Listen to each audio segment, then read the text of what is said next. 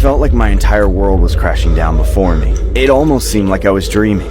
But what made the situation all the more disturbing was when the Airbnb advised me not to notify the host until we were gone. That's when my heart sank to my stomach. Maybe it was something that Airbnb knew about the host that we didn't. A million thoughts raced across my mind. I assumed the man had to be a serial killer or something. I turned over to my girlfriend and began to wake her up, shrugging at her until she was finally awake. I tried desperately to explain what was going on, but that's when I saw her eyes get super wide. And then, she gave the most horrific, blood-curdling shriek I ever heard. There's someone in the window! I turned around in horror, and that's when I saw him.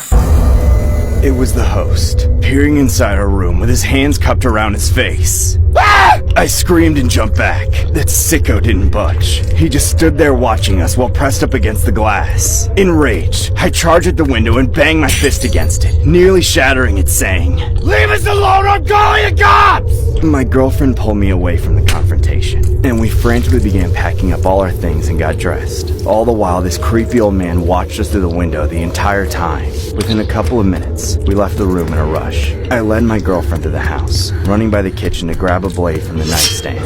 As we cautiously made our way outside, I could feel the tension in the air.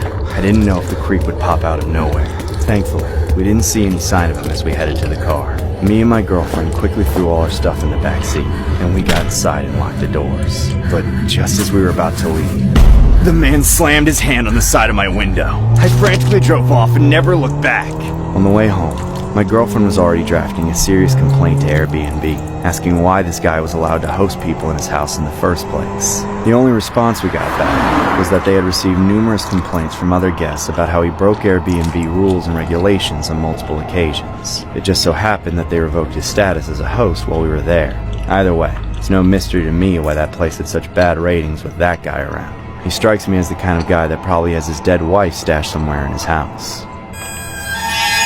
The story was inspired by an incident that happened to a couple sometime last year. The couple claims that Airbnb instructed them to check out immediately and to not alert the host. In one of the messages, Airbnb stated that the host wasn't aware of the situation, making it all the more alarming.